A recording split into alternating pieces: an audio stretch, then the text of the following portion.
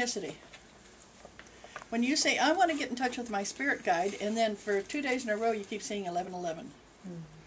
Okay? Or you're going down the road and an orange truck is following you every day. You know you don't know them, you don't feel they're stalking, but there's an orange truck. Sometimes you'll hear the same music on the radio. You'll turn the radio on, different time of day, and you'll hear the same song. And your guide is trying to get in touch with you and say, I'm here. Be aware of what's coming up. Open up. These synchronicities are my talking to you. And we want you to find a way to listen to it, to get in touch with it. Okay? So think about this. Your guide doesn't really have a gender.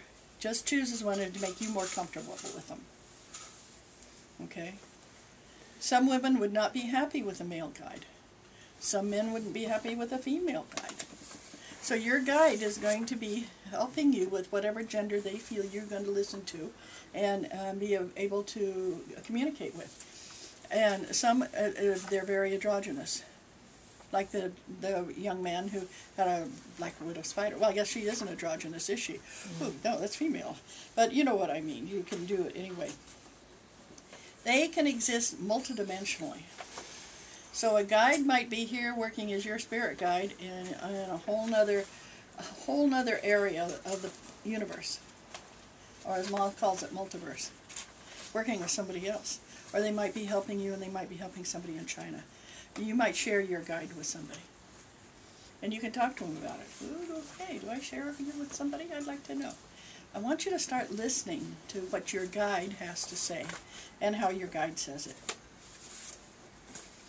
The other thing that happens is that when that little voice in your head starts talking, I want you to start listening. It's very hard to just ignore it.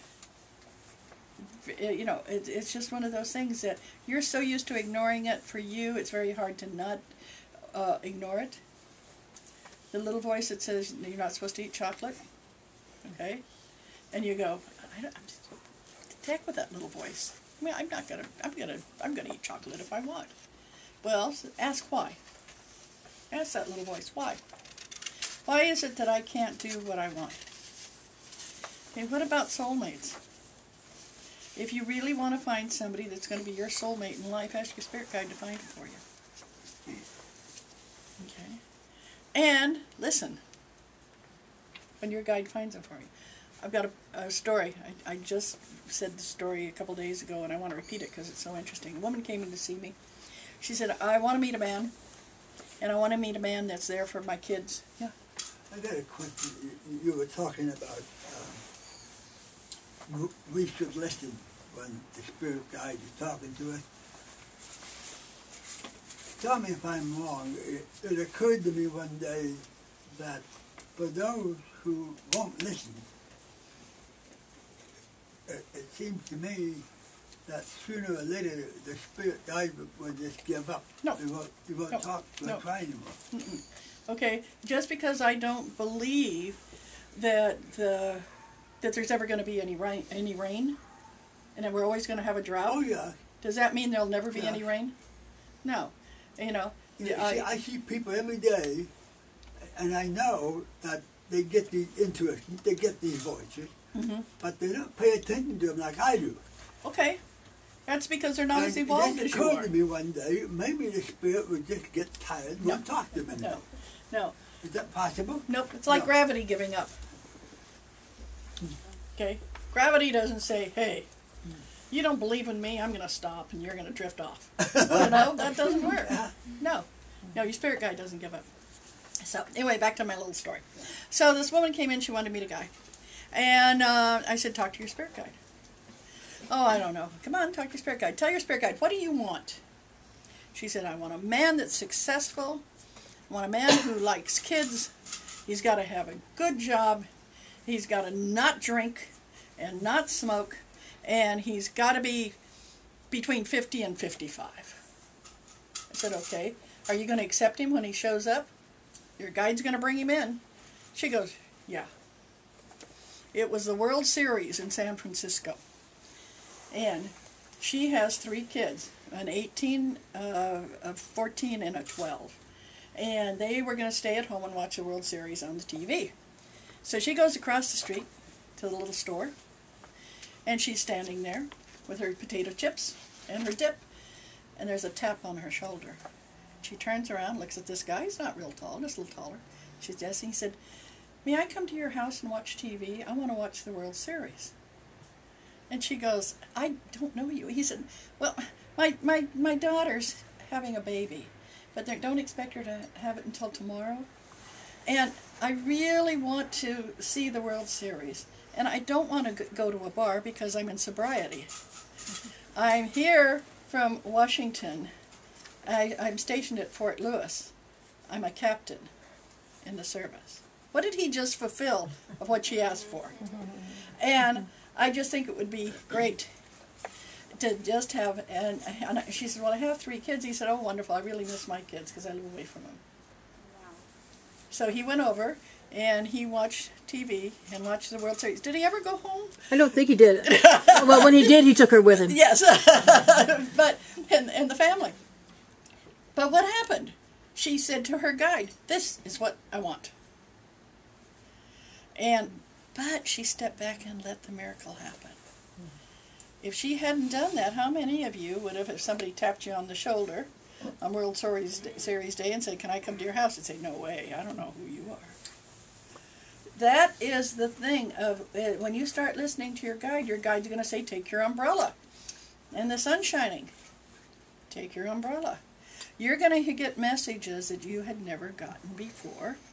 And if you did, you didn't believe them because it's a little bit too far out there. It's a little bit too weird or unnatural.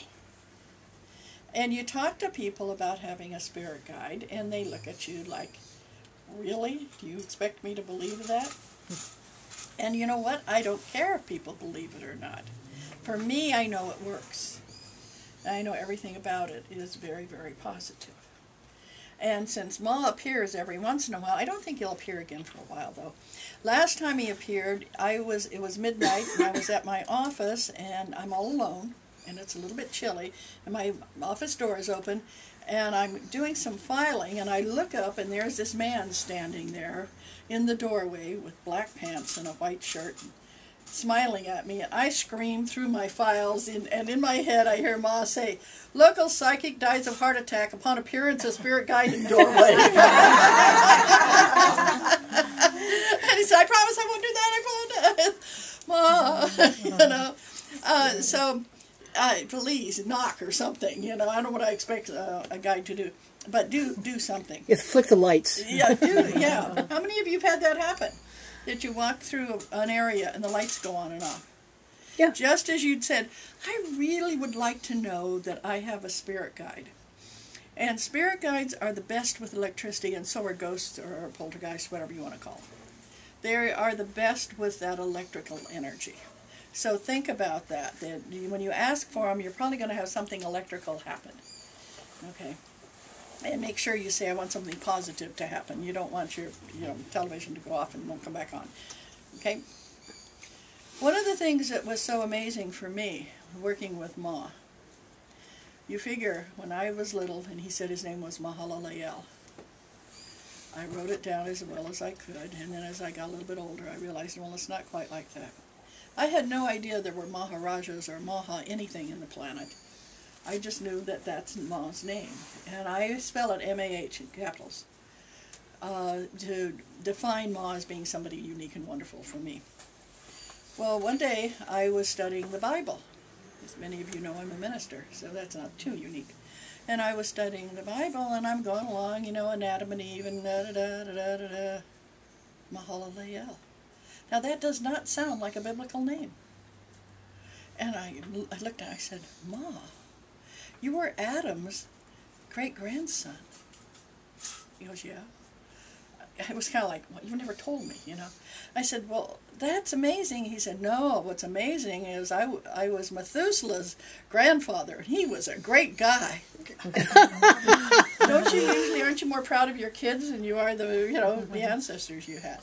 And so I still am amazed at that name would be in the Bible, because it's so different from whether it's Isaac or David or Solomon. I mean, it's so different to have somebody named Mahalaleel.